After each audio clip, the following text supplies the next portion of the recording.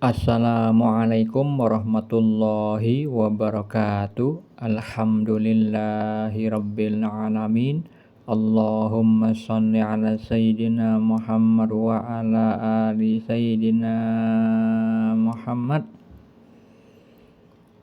Pagi ini saya bagikan ilmu hakikat yang tersembunyi di dalam ilmu syariat. Ilmu hakikat itu adalah kebenaran hakiki yang datangnya dari Al-Haq, yaitu Allah Subhanahu wa Ta'ala, dan ilmu syariat itu adalah tentang peraturan, tentang hukum-hukum Allah, bab yang halal dan yang haram, yang berkaitan dengan Al-Quran dan As-Sunnah. Ilmu hakikat itu ada yang tersembunyi di dalam ilmu syariat. Hal ini disebutkan oleh Nabi kita Nabi Muhammad SAW di dalam kitab Al-Hikam. Rasulullah bersabda, di antara ilmu ada yang bagaikan mutiara berlumuran tanah yang tidak diketahui bahwa itu mutiara kecuali oleh ulama yang mengenal Allah. Jika ilmu itu diperlihatkan kepada manusia, niscaya orang-orang yang lalai kepada Allah akan menolaknya. Jadi ada ilmu itu bagaikan mutiara yang berlumuran tanah. Maksudnya adalah ilmu yang bernilai tinggi, tetapi bagi kebanyakan orang bahwa hal itu ilmu yang tinggi, yang bernilai tinggi. Hal itu hanya diketahui oleh ulama yang mengenal Allah. Maksudnya orang yang telah mengenal Allah, orang yang alim, yang telah ma'rifatullah. Dan ketika ilmu yang samar tersebut diperlihatkan kepada manusia, itu ditolak. Karena apa? Karena mereka orang-orang yang lalai dari berzikir kepada Allah, sering bermaksiat. Akhirnya kebenaran hakiki atas mutiara berlumuran tanah itu tidak bisa dilihat, karena kebenaran hakiki itu hanya bisa dilihat dengan mata hati, tidak bisa dilihat dengan mata lahiriah.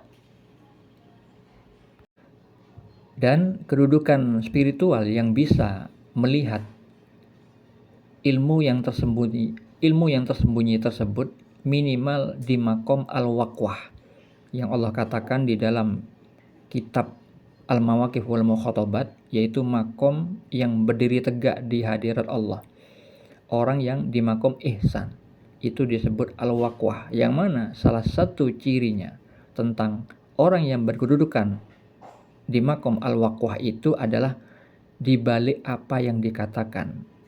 Maknanya adalah apa yang dikatakan oleh orang yang duduk di makom tersebut itu memiliki makna yang tersirat. Nah, contoh di dalam hadis Nabi itu banyak sabda-sabda beliau yang mengandung makna tersirat. Contoh di dalam hadis Sahih Muslim nomor 109, Rasulullah itu bersabda, mencintai orang Ansor adalah tanda keimanan dan membenci mereka adalah tanda kemunafikan.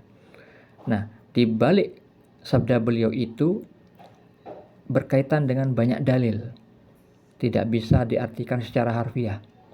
Dan bukan itu yang kali ini akan saya jabarkan, tetapi hadis mengenai keutamaan di bulan Ramadan. Disebutkan di dalam hadis muttafaqun alaih, itu berarti ada di dalam hadis Bukhari dan Muslim. Beliau itu bersabda, jika telah datang bulan Ramadan, pintu-pintu surga dibuka, pintu-pintu neraka ditutup, dan setan-setan dibelenggu. Nah, sabda Nabi tersebut yang sekarang ini akan saya jabarkan makna tersirat di balik sabda beliau tersebut. Yang dimaksud pintu-pintu surga dibuka itu adalah Allah memberikan peluang rahmatnya untuk orang-orang itu memanfaatkan bulan suci Ramadan untuk menggapai pahala-pahala yang melimpah ruah. Yang dengan adanya pahala-pahala tersebut, salah satunya adalah mendapat keutamaan di malam Lailatul Qadar, yang digambarkan sebagai malam yang lebih baik dari 1000 bulan.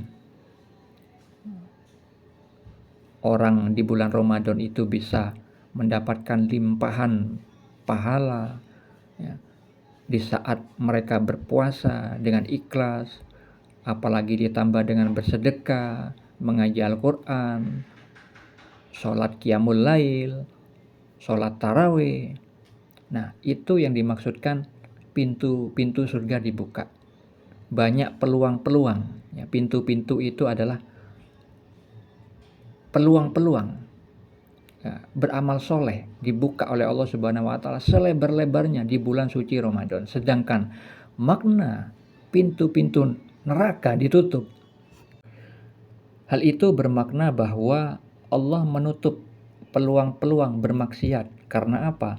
Karena orang-orang yang memanfaatkan di bulan Ramadan itu dengan banyak beramal soleh, sehingga otomatis kebalikan keadaan dari itu, maka pintu-pintu neraka ditutup.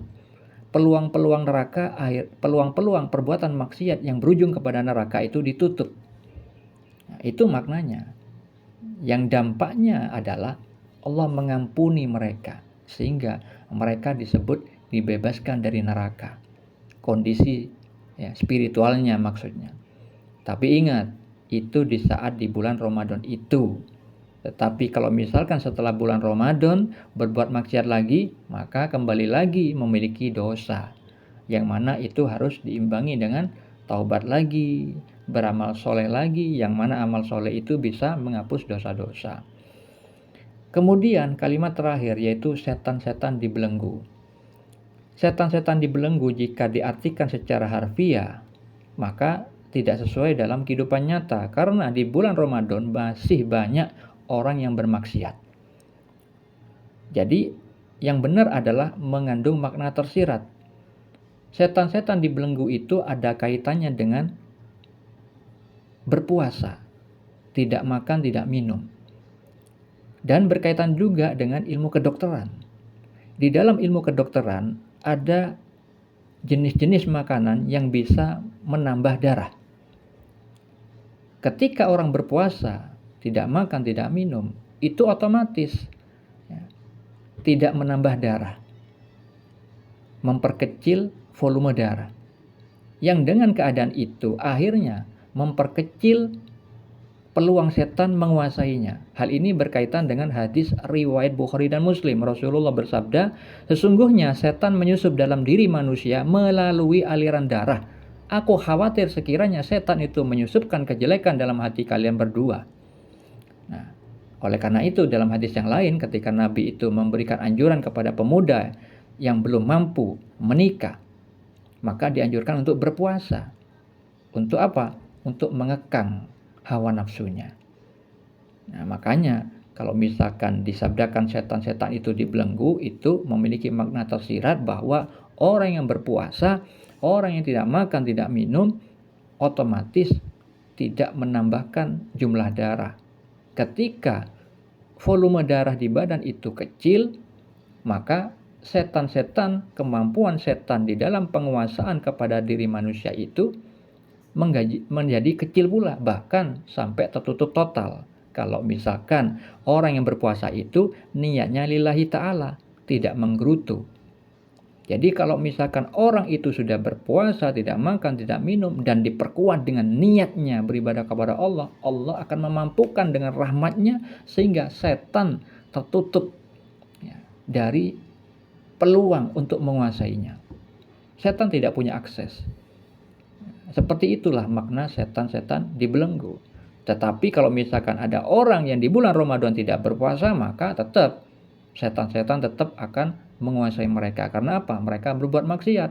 Makan minum di bulan Ramadan tidak ada uzur ya, yang syar'i. Oleh karena itu, jangan sampai kita menganggap mudah memahami hadis-hadis Nabi. Karena apa? Banyak hadis-hadis Nabi itu yang memiliki makna tersirat. Seperti contoh hadis yang pertama tadi saya bacakan, yang insya Allah saya akan jabarkan maknanya di lain waktu. Semoga hal ini menjadi bermanfaat. Assalamualaikum warahmatullahi wabarakatuh.